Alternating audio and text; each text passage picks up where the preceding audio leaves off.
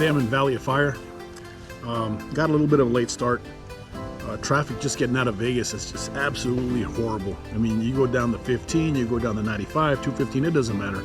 It's just a traffic mess down there. And that's without the accidents. When the accidents happens, forget it, it's even worse. So I got a late start, got here, set up camp already. I set up the heater where I want it. That's what I'll be testing tonight. Just really quick, I just pulled out my MSR. And from my little aluminum cup here, made some ramen noodles with some shrimp. Just got my tea and my crackers, and I'm gonna have a nice meal before I actually just kind of kick back for a little while, check out the fire, maybe have a cigar. Ramen noodles always hits the spot. Look at that right there. Oh, so warm. Doesn't overfill you, and not heavy like if you had a piece of steak or hamburger or anything like that. It's very light. I can digest it quickly. But I got the heater set up over there, and I'll show it to you in a second. But got it in a good spot, and I'm gonna put it on its lowest setting only because I have the small tent today. So I've set it up. It's at the lowest setting. It should be able to heat my tent up like that. I mean, really easy. I think the temperature is definitely gonna drop tonight, but we'll see. So I'm just gonna finish up my meal here, and we'll catch you later. And this is the Vevor 18-watt diesel heater. I've got mine sitting right here on top of a little table outside of the tent.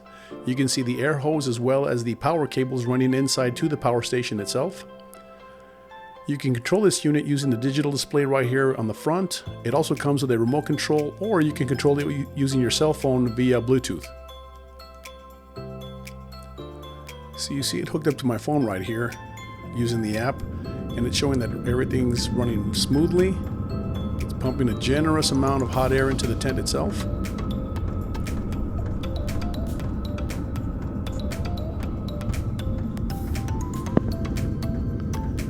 I'm actually monitoring the CO2 levels using this little unit right here, and I'm in the green, so everything's A-okay. Just checking the temperature after 5 minutes, it's already at 78 degrees within the tent, so I'm gonna have to turn it down just a little bit. According to my Energy Flex 1500 power station, it's drawing about 12 watts of electricity right now, and I'm gonna have to turn this down just a little bit. It's getting a little too toasty in here. As soon as I shut it off, it shuts off the unit outside, and I'm good to go.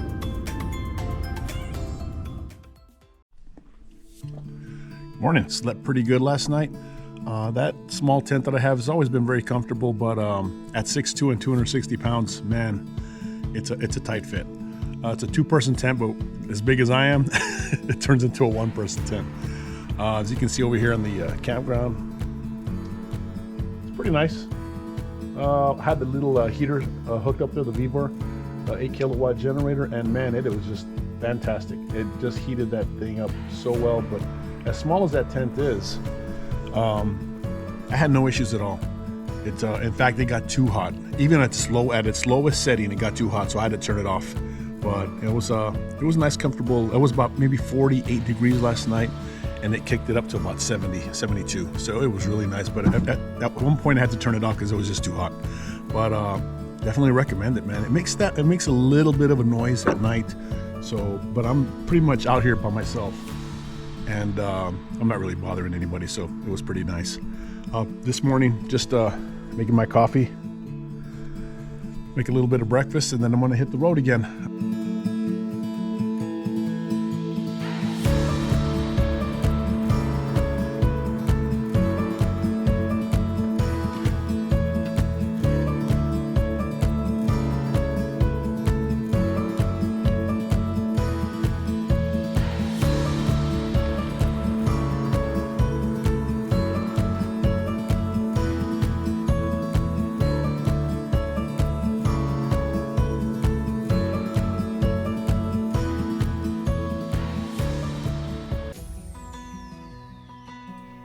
Disassembly of the heater is fairly easy. After shutting it down and disconnecting it, go ahead and remove the exhaust port first. Set that off to the side. Then you move on to the air hose itself. Now, the original air hose that came with it was an aluminum hose that's not very flexible. So I purchased this dryer hose attachment from Amazon. Put them back together using these little C-clamps. And just set that aside. Gather up the cabling, and you can move it out of the way. So the little table I bought from Amazon as well cost about maybe $20, and it folds up into a nice flat little unit.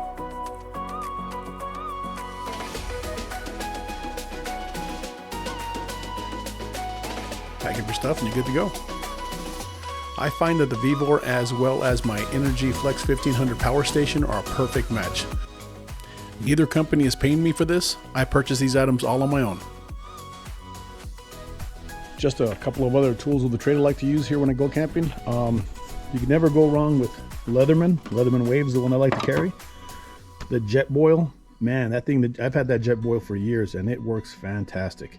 And of course, can't go anywhere without this Stanley French press. You get that coffee going in the morning, oh man, it is so good. And it just makes coffee just taste better.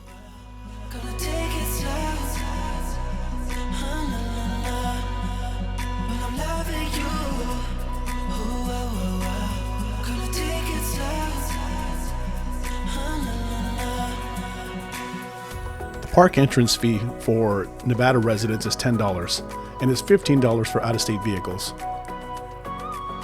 Bringing your kids out here would be absolutely great for them. I mean, it's just one big, beautiful playground. Kind of reminds me of that scene from Star Trek where Captain Kirk was fighting the Gorn creature. Anyways, never mind. I'm just a nerd.